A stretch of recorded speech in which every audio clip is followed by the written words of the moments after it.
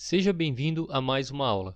Nesta aula, quero falar sobre os erros mais comumente encontrados em licitações públicas, tanto por parte da comissão de licitação ou órgão público encarregado de realizar todos os procedimentos necessários para dar início a um processo licitatório, como também por parte dos licitantes. Vou deixar os erros cometidos pelos licitantes para o final. Irei começar pela comissão de licitação e pelos agentes públicos responsáveis por montar todo o processo licitatório. É interessante observar e conhecer estes erros, pois você pode se deparar com algum deles e, sendo assim, estará preparado para identificar e apontar os erros. Vamos lá. Primeiro caso: estudos técnicos preliminares inexistentes ou insuficientes. Antes da contratação, na etapa de planejamento, é preciso que a instituição contratante realize levantamentos, estudos técnicos preliminares. Contudo, em razão da falta de tempo, de pessoal ou por conta de outros fatores, o que se vê são licitações sem tais levantamentos. O levantamento de preços adequado, utilizando o sistema oficial de referência de preço, como por exemplo o SINAP, que é fornecido pela Caixa e mantido pela Caixa e pelo IBGE. Alguns órgãos acabam criando seu próprio sistema de preços, baseado em composições próprias. Caso não seja possível nenhum dos dois, é preciso utilizar a pesquisa de mercado e fazer a composição para demonstrar como se chegou ao valor apresentado em planilha. É preciso atentar também para a escolha do tipo de solução à contratação, descrição da solução como um todo detalhadamente, projeto básico bem elaborado, justificativas para o parcelamento ou não da solução, os resultados pretendidos, bem como declaração de viabilidade da contratação. O que se vê por muitas vezes são licitações com projetos básicos realizados de dentro de uma sala, sem comparecimento ao local para fazer levantamentos mais precisos e verificar alterações que possam ter acontecido no período do início do projeto até sua conclusão. Falta de memoriais descritivos, mostrando detalhadamente com fotos do local e descrição de cada item da planilha orçamentária para melhor entendimento por parte dos licitantes da obra ou serviço a ser realizado. Falta de composição de preços de itens que não constem no SINAP. Muitas vezes, por falta de pessoal, não fazem cotação de mercado e o preço ofertado fica muito abaixo do solicitado em mercado, inviabilizando a participação dos licitantes ou diminuindo a sua participação. Um processo bem elaborado, com projeto bem feito e planilha de preço bem elaborada, resulta em economia para a administração e também facilita a participação de um número maior de licitantes e evita também posteriores aditivos por falta de inclusão de serviços necessários para completar a obra ou serviço, ou até um reequilíbrio financeiro por contratação de cotação de preços fora dos valores de mercado. Segundo caso: indicação não fundamentada de marca em processo licitatório. De modo geral, a legislação proíbe a indicação de marca em processo licitatório. Contudo, em alguns casos, isso é admissível, desde que haja justificativa técnica para isso. Análise do TCU. Acórdão 116/2015.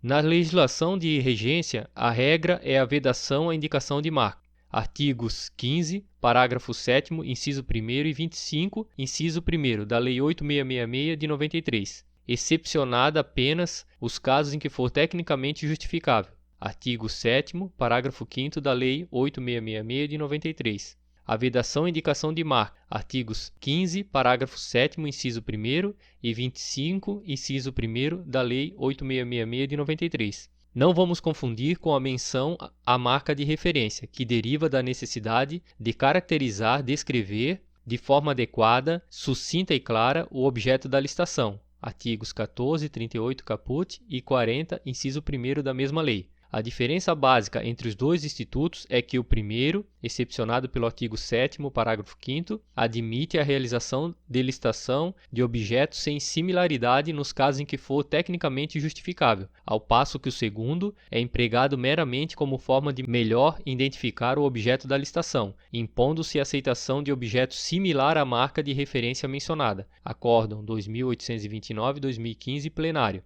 Só para resumir, o que já está bem explicado pelo TCU, temos duas formas de agir. A primeira, onde sendo bem justificado pode ser usado marca em alguns casos que constam em lei, e a outra, que é a mais comum, que deve-se usar a marca como referência, sempre acompanhada das palavras do tipo ou equivalente, ou similar, ou de melhor qualidade.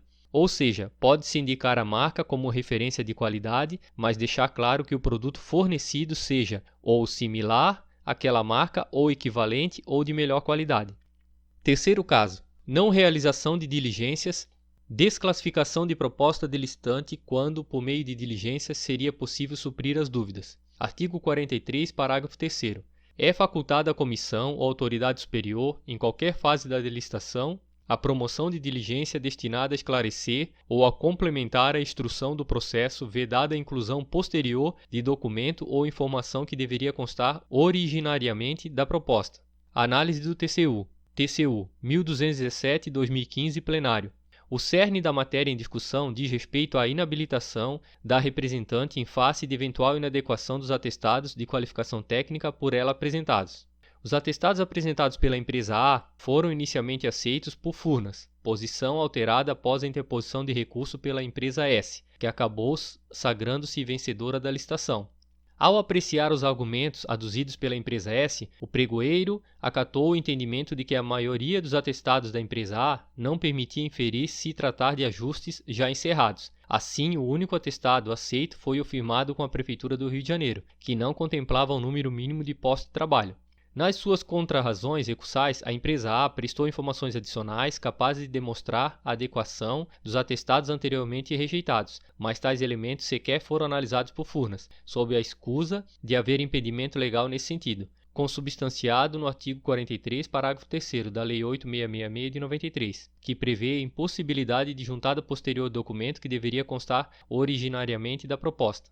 Aqui não se trata de apresentação de novo documento, que estava ausente do material originalmente encaminhado pelo licitante, mas de esclarecimentos complementares acerca do alcance de elementos já fornecidos, hipótese contemplada no mencionado dispositivo, ou seja, você apresenta o documento que estava solicitando no edital, mas ficam algumas dúvidas sobre o que foi apresentado, sendo possível fornecer documento posterior para esclarecer. Dando outro exemplo, uma empresa pode apresentar que executou uma estação de tratamento de água, mas no atestado não consta a vazão da estação, e isso era exigido em edital, que fosse apresentada uma estação com vazão mínima. Para isso, como você já apresentou que tem capacidade para executar uma estação de tratamento de água, basta saber se a vazão está dentro do solicitado. Isso pode ser apresentado através de projeto executivo, memorial ou consulta ao órgão que forneceu o atestado para esclarecer sobre o fato. Quarto caso: vistoria ou visita técnica inapropriada. Exigência de vistoria ou visita técnica como condição de habilitação de licitante. Análise do TCU. Acórdão 2826/2014. A exigência de visita técnica antes da licitação é admitida, desde que atendidos os seguintes requisitos: demonstração da imprescindibilidade da visita, não imposição de que a visita seja realizada pelo engenheiro responsável pela obra, não seja estabelecido prazo apertado para os licitantes vistoriarem os diversos locais onde os serviços serão executados. Quinto caso: não discriminação ou discriminação inadequada dos itens componentes do orçamento da contratação. Utilização de discriminações genéricas na orçamentação de uma contratação. Análise do TCU. Acórdão 2827/2014.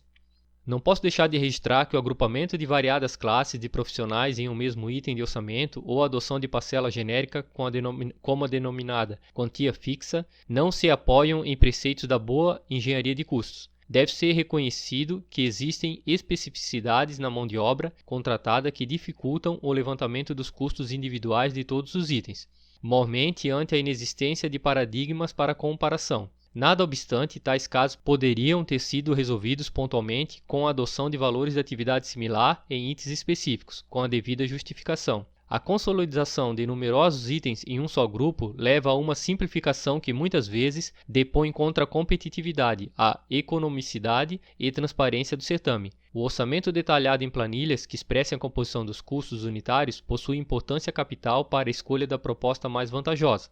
É firme a jurisprudência desse tribunal, consolidada na súmula 258, de não ser admitida discriminação de quantitativos nas planilhas orçamentárias sob a unidade verba, grupo ou similar, sem que exista detalhamento da exata grandeza de cada item. Aqui podemos usar como exemplo algo que acontece muito em planilhas para obras e serviços de engenharia, onde é apresentado o item administração local e o item canteiro de obras. Estes itens aparecem na planilha de obras civis como apenas um item e um valor global. mas em separado o órgão apresenta uma planilha detalhada de cada item que compõe este item global. E isto é o correto. Caso você encontre uma planilha de licitação, um item global e este item não apareça detalhado, constando tudo o que é preciso para realizar este item, você pode impugnar o edital ou pedir que sejam feitas as alterações necessárias. Sexto caso, índices de comprovação de capacidade econômico-financeira inadequados. Os índices comprobatórios devem ser adequados, justificados e não podem se referir à rentabilidade e lucratividade. Ocorre que muitas vezes a lei de licitações e a jurisprudência do TCU não é seguida. Análise do TCU. Voto do relator no Acórdão 354/2016. Os índices contábeis que podem ser exigidos na licitação dizem respeito à demonstração da capacidade financeira do licitante frente às obrigações que terá de assumir, caso lhe seja adjudicado o contrato, de acordo com o artigo 31, parágrafo 1º da Lei 8666 de 93. E, conquanto os índices de liquidez sejam considerados na boa doutrina contábil como os de excelência a tal fim, não há óbices às exigências de outros indicadores, desde que pertinentes à garantia do cumprimento das obrigações resultantes da licitação. Acórdão 2495/2010 plenário. Para que se possa avaliar se o administrador, ao definir os critérios de habilitação, posicionou-se na linha divisória entre a garantia de que o contrato vai ser cumprido e a restrição ao caráter competitivo do certame licitatório, convém deixar claro que a exigência de qualquer índice no ato convocatório, e não apenas os de liquidez, com vistas à apuração da qualificação financeira do licitante, deve estar fundamentada no processo de licitação. Se você notar que em certa licitação está sendo solicitado índice que esteja fora dos padrões de mercado, você deve verificar se esta solicitação está fundamentada. Caso não esteja, pode fazer um questionamento à comissão de licitações. E caso não seja informado, você pode solicitar que seja modificado o índice baseado na lei. Sétimo caso. Participação de empresas com sócios em comum. Verifica-se que em alguns processos licitatórios, empresas com sócios em comum participam. Isso pode denotar ajuste de preço ou outras circunstâncias que podem limitar a competitividade. Contudo, o TCU tem flexibilizado tal entendimento. Análise do TCU, Acórdão 526/2013, plenário. A participação simultânea de empresas com sócios comuns em licitação não afronta a legislação vigente e somente merece ser considerada irregular quando puder alijar do certame outros potenciais participantes, como nos casos de convite, contratação por dispensa de licitação, existência de relação entre os licitantes e a empresa responsável pela elaboração do projeto executivo, contratação de uma das empresas para fiscalizar serviço prestado por outra. Oitavo caso. Determinação de que o licitante possua cadastro em sistema eletrônico como condição de participação no certame. Muitas vezes, a administração só permite aos licitantes participarem de um certame se possuírem cadastro junto ao sistema eletrônico. Um exemplo é o SICAF, no caso da União, no qual as informações relativas a ele, licitante, estejam contidas. Acórdão 116/2015. O SICAF consiste em um sistema que permite o cadastramento e habilitação de pessoas físicas e jurídicas que desejam participar de licitações providas pela Administração Pública Federal. Dentre os diversos benefícios advindos desta ferramenta, pode-se mencionar a maior celeridade e transparência na fase de habilitação dos procedimentos licitatórios. O Decreto 3.722/2001, ao instituir o sistema, dispôs que os editais de licitação para a contratação de bens e serviços, inclusive de obras e publicidade, e alienação ou locação, deveriam conter cláusula permitindo a comprovação da regularidade fiscal, da qualificação econômica financeira e da habilitação jurídica das licitantes por meio do referido sistema. Em um procedimento licitatório, pertinente à aquisição de bens e serviços, inclusive de obras, como é o caso, o gestor público tem o dever de facultar ao licitante a possibilidade de sua habilitação no certame ser aferida por meio do SICAF. Indo além, por dedução lógica, ao permitirem que a licitante decline dessa faculdade, esses mesmos dispositivos reconhecem que o registro do referido SICAF não é condição necessária para que a empresa seja habilitada em processo licitatório. Não vamos confundir aqui com o CRC, que é o Certificado de Registro Cadastral, que está na lei e é solicitado geralmente tomada de preço e convite. Este sim pode ser solicitado, mas no caso de cadastro específico, como este mencionado anteriormente, a comissão tem que deixar claro que poderá ser usado o cadastro, mas não será obrigatório. Nono caso. Pontuação excessiva em licitação do tipo técnica e preço. Em licitações do tipo técnica e preço, muitas vezes, a administração atribui peso excessivo para a técnica em detrimento do preço. Análise do TCU. Acórdão 532/2016, plenário. Quanto à utilização dos pesos de técnica e preço para a composição da nota final dos licitantes, nos percentuais de 60% para a técnica e 40% para o preço, não haver, para o caso concreto, irregularidade, pois em que pese a lei de licitações não explicitar percentuais aceitáveis, seria possível tomar como referência o regramento previsto no RDC, artigo 20, parágrafo 2º da Lei 12.462/2011, que permite a atribuição de fatores de ponderação distintos para valorar a proposta técnica e de preço, sendo o percentual de ponderação mais relevante limitado a 70%.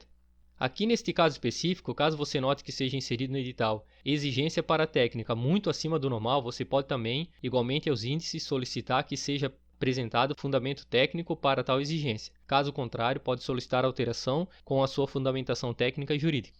Vamos ver agora alguns erros cometidos pelos licitantes e que você deve evitar. 1. Não conhecer o edital. É imprescindível que você leia o edital com atenção e se atente a cada detalhe. Conforme passa o tempo e vamos nos acostumando a analisar editais, acabamos indo direto ao ponto que fala da documentação e proposta e não damos atenção ao restante para poder agilizar o processo. Mas é interessante que principalmente a primeira parte do edital, que vai até o julgamento da documentação e proposta, você leia sempre. Segundo, usar declarações padrões para todos os editais. Eu não recomendo usar declarações padrões para todos os editais. O que eu faço é copiar os dizeres do anexo constante no edital e colar na declaração que já possuo, sobre o mesmo dizer, porque muitas vezes a comissão acrescenta algo a mais e você não insere na sua declaração e pode ser desclassificado. Terceiro, perder o prazo para a entrega dos envelopes. Tomar muito cuidado, pois já vi vários licitantes chegarem atrasados e não conseguirem entregar os envelopes a tempo para participar do certame. Preste muita atenção porque alguns editais colocam horário diferente para a entrega do envelope e a abertura. Isso acaba fazendo com que alguns licitantes se direcionem pelo horário de abertura e não olhem o horário de entrega dos envelopes. Na licitação vai estar escrito horário limite para a entrega dos envelopes de documentação e proposta. Este é o horário certo e que pode ser o mesmo da abertura. Quarto, perder o prazo para recurso. Quando sair o resultado da habilitação da empresa, tanto na fase de documentação como também na fase de apresentação das propostas, a comissão deve avisar os licitantes sobre o resultado. Sendo assim, a partir desta data abre-se o prazo para recursos, em dias úteis, então nunca deixe para apresentar o seu recurso no último dia, apresente sempre com antecedência.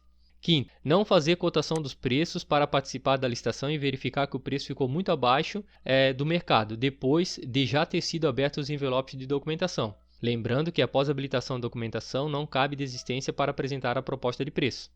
Sexto, apresentar certidão que não contém data de validade com validade superior ao contido no edital. O padrão exigido é sempre 60 dias, mas pode encontrar editais que exijam 90 dias de prazo, de essa possibilidade de até 90 dias ou até mais. Então não pense só porque a certidão não tem validade não precisa estar atualizada. As que tiverem validade têm que se encontrar válidas na data de abertura dos envelopes. Um caso muito comum é o CNPJ, que não possui validade. Tem empresas que apresentam impressão de data de até 6 meses ou mais, mas nesse caso nunca vi ninguém ser inabilitado, pois o CNPJ é um documento à parte e não uma certidão negativa de débitos que precisa estar atualizada.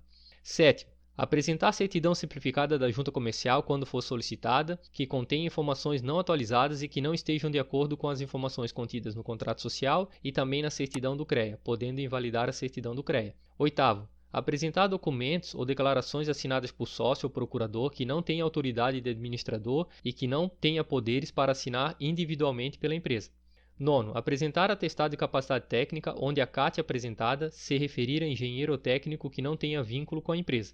Décimo, apresentar atestado de capacidade técnica que se refira a mais de um contrato, pois cada contrato deve ser registrado em apenas um atestado. 11º, apresentar índices financeiros que não estejam de acordo com os dados contidos no balanço patrimonial. 12º, apresentar a planilha faltando algum item ou com preço unitário superior alçado pela administração, quando o edital não permitir, ou deixar de apresentar alguma planilha solicitada em edital. 13º, deixar de apresentar a composição de preços quando for solicitada em edital.